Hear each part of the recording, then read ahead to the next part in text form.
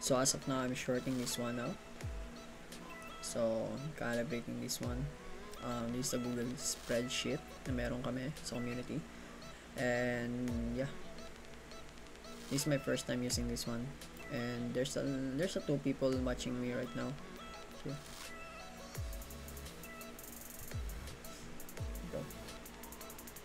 So gusto ko siya ma-short since nakapag-take on liquidity tayo somewhere around in these zones. So gusto ko ma-short siya. So as you can see naman, meron akong screenshot nito time to time. There you go. Just for the record lang. Ito din. So ayan. Para ma-prove ko sa kanila na yeah, it's currently working. There you go.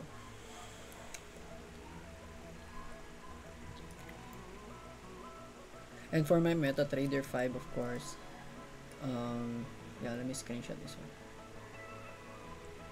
There you go. So ito naman yung sa aking MetaTrader 5. So yeah. As of now, negative of $8, $3 negative. Ito. So gusto ko siya ma-short. Bakit? Paano ko na short, no? So if I'm going to do lower time frame, so wait lang. So let's go to my 2 minutes chart.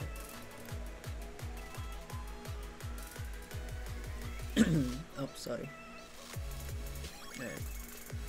So I'm going to 2 minutes. Let's add that 2 minutes here. There you go. So if I'm going to 2 minutes time frame here, so as you can see, there's a fair value gap here. Highly respected yung zones na yan. Excuse me. So ito, tinitingnan ko sa kanya. Yeah, there you go.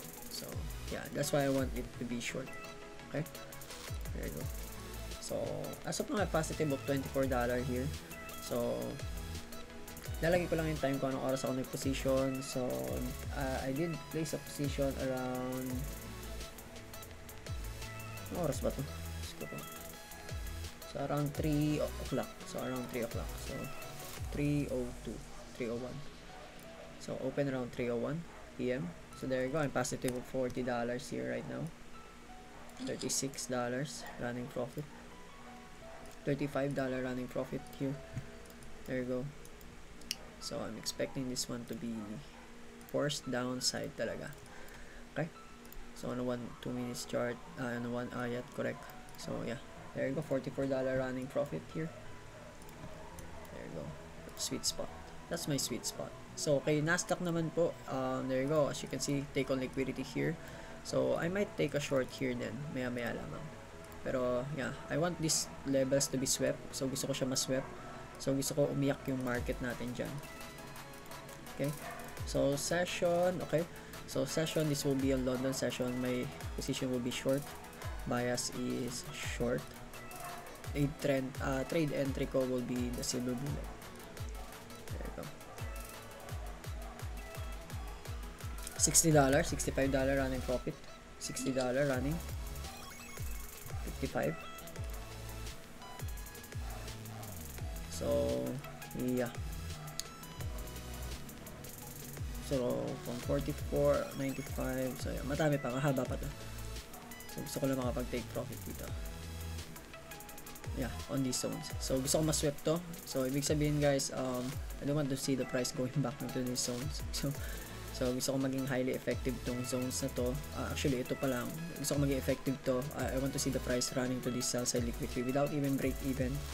Okay, so yeah, dito kayo makakita ng talagang yeah, I will not stop. Okay, I will not stop this trade para mapakita ninyo kung paano ko nasasabi kung kailan ako magbe-break even or alam kong hindi matitipi yung position ko. So for now, matitipi natin to. So I will leave it here para makita ninyo kung paano ko matitake profit tong gold na to. So as of now, yung running profit of 68. Running profit $68, 68.80. There you go. Running to $70 running profit here. So there you go. So sa mga nagsasabing hindi to live, so there you go, around 3:08. Of course, delay lang yung trading view. So yeah. So I want to swap that levels papunta sa lows. On my MetaTrader 5, of course, my sales. There you go. Ayan.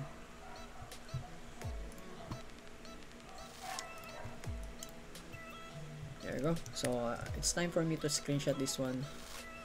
There you go. Para magkaroon ako na... Yeah. So yeah, I might take profit on a 5 handles. My stop loss will be on break even. So I'll adjust my stop loss to profitable. There you go. So yeah, let's see. It's a good Monday. So it's bank holiday, pero still kaya naman mag-trade. It's just low probability lang kasi nga it's a bank holiday. So as you can see, on September 4 Monday, it's bank holiday. So yeah, okay. So okay lang. So hindi ko sinasabing kaya nyo i-TP lahat-lahat sa bank holiday. So mahihirapan kayo. Okay.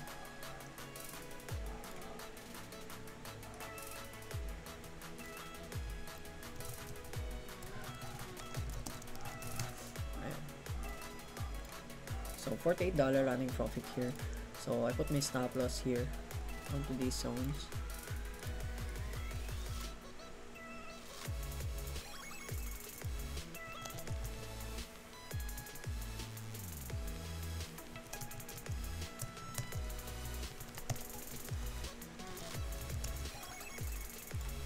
Okay. So I do have an updated stop loss here to be traded on low, or what we call downside talaga.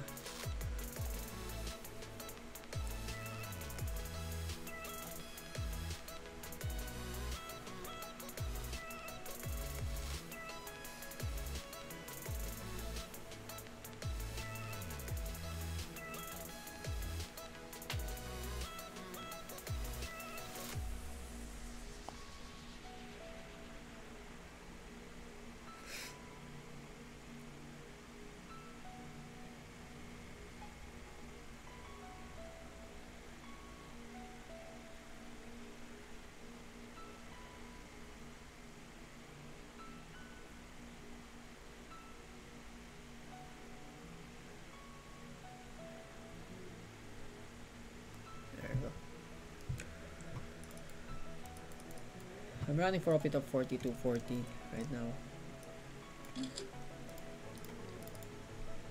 So right now it's not bad.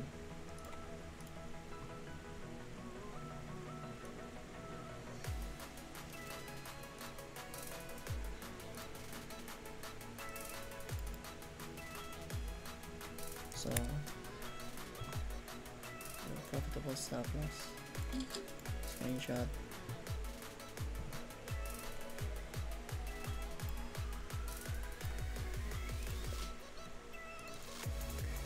On Nasdaq, on a 15 minutes chart.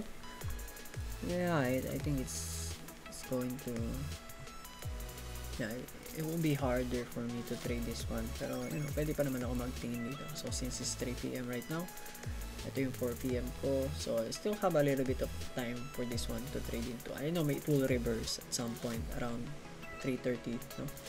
So I won't worry. Hindi ako nag-worry for that one.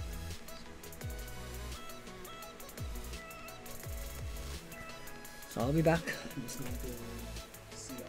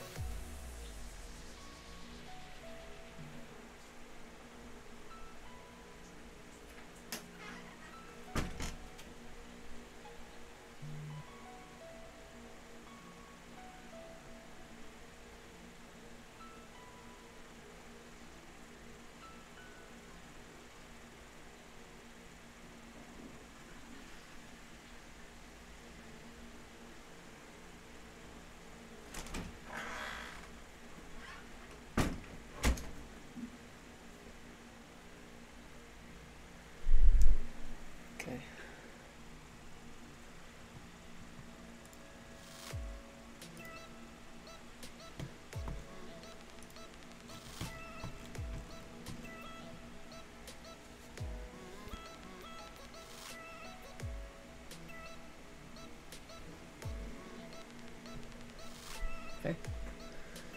So there you go on a 2 minutes chart of gold. So nakikita nyo to. So this is not a random area. This candle you see here, that's not a random. So yeah, I would like to see the price respect these zones you see here. So gusto ko i-respect nyo lang tong zones na to. There you go. So I respect nyo to. I don't want to see the price going up here. So the middle point of that one is highly sensitive. So that area I'm talking about. So the middle point here is highly sensitive. So that's not a random area. So I'm running profit of 45, 46, 40, around $50 right now. There you go. So how simple it is, guys. $50 running profit right now. There you go, $51.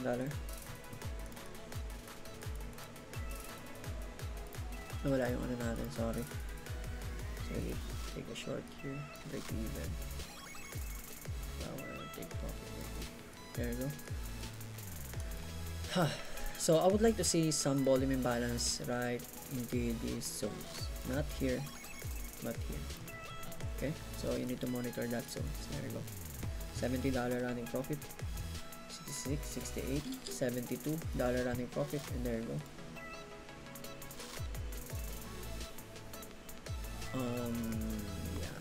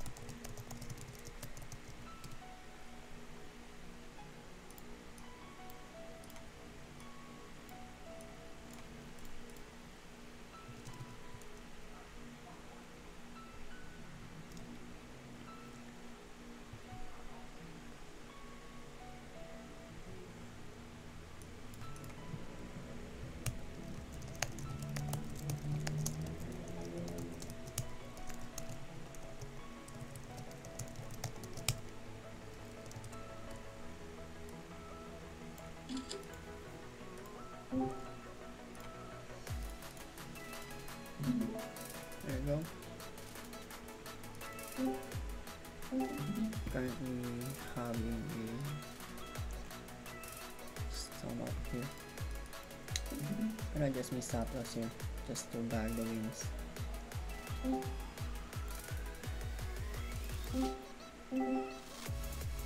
There you go.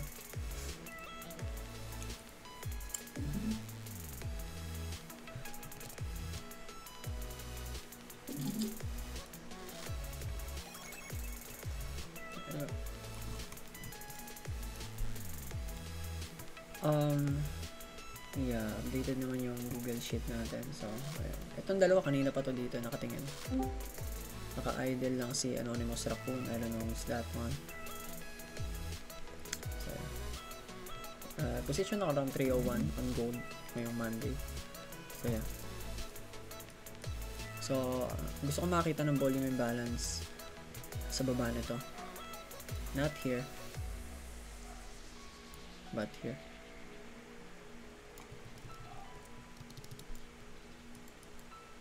Also, I bag my win, so we are now at profitable stop loss.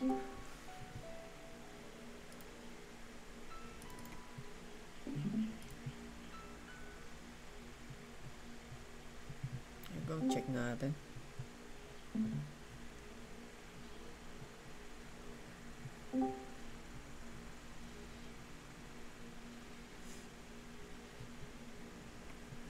So for Nasdaq,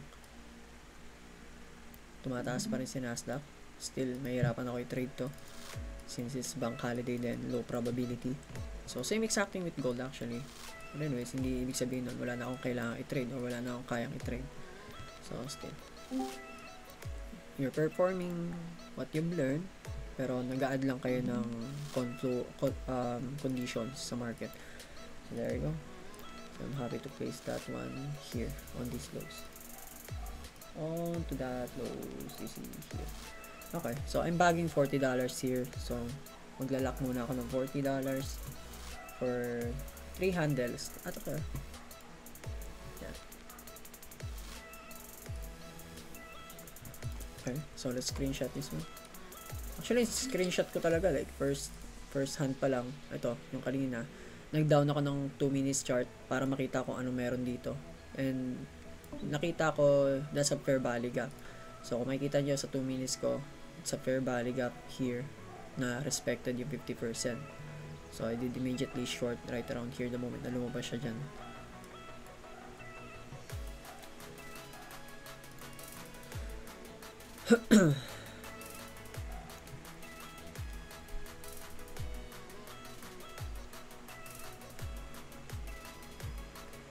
Kung natatakot naman kayo mag-trade this week, so if you're going to take a look at the Forex Factory, okay, so baka mamaya wala naka-enable sa inyo na bank holiday. So it's bank holiday ngayong week, actually ngayong Monday.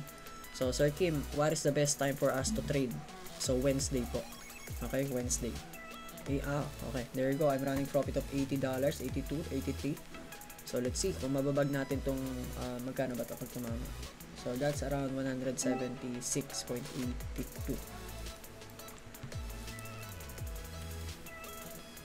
So Wednesday po, no? So sa Wednesday po kayo possible makapag-trade ng maayos sa mga taong ano lang naman. So sa mga taong you know, merong trust issues when it comes to the market. So kasi itong bank holiday, may hirapan kayo. Low probability tong today. And then, lalo na yung bukas, papunta sa Wednesday. So, Wednesday yung totoong high probability setups na mangyayari. So, ngayong Monday, wala, none. So, low probabilities to. So, huwag kayo mag-expect na sobrang laki. That's why hindi din ako nag-expect na sobrang laki. Pero yung Tuesday, so, hindi nyo din to kayang i-trade ng sobrang malakihan. So, that will be a low probability setup din para sa inyo, no? So, may hirapan kayo dyan. Pero yung Wednesday, ito yung normal day for you to trade into. Okay? So, I'm going to place my stop loss pababa pa ulit para mag-bag tayo ng profits dito. So, there you go. I'm $62 bagging profit. So, secure natin yung 62. So, that will be here.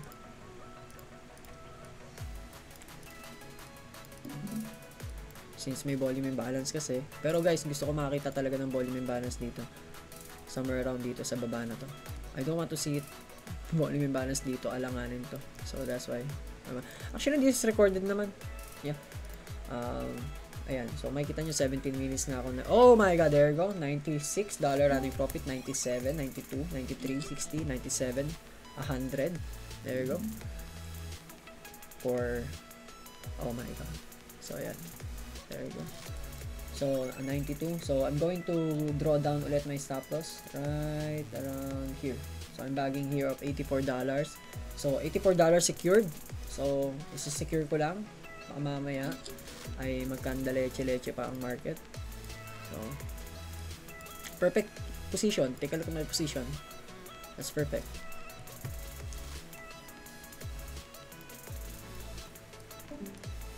There you go. Almost hit. Malapit na. Pero hindi pa. Lalaban pa to.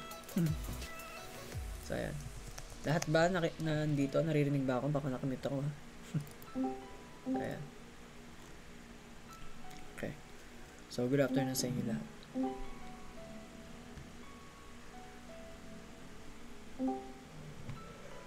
For Nasdaq naman guys, gusto ko gusto ko swing to pababa massively, impulsively pagpasok ng 330. Okay, around 330 gusto ko pumutok to pababa or sumabog to, dumausdos to pababa. Okay, pero for now I'm monitoring gold since ito yung naka-position tayo. $93 running profit, 94, 95. Come on, give me 100. $98 running profit, 99, 93.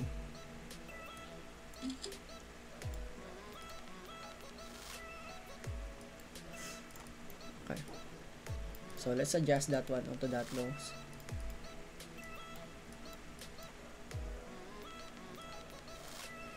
There you go. I'm bagging $87 here. So once it closed, it closed. Pero hindi pa tinatamaan.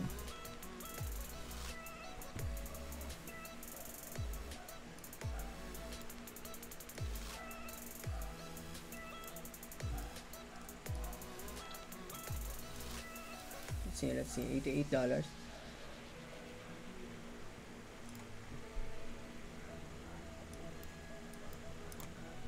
Onto our journal naman is, ayan, may nakatingin ng dalawa dito.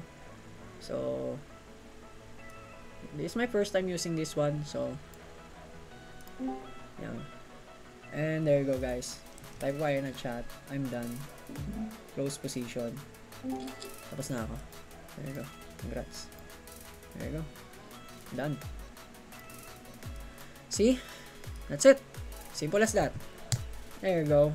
So, yeah, this live trade.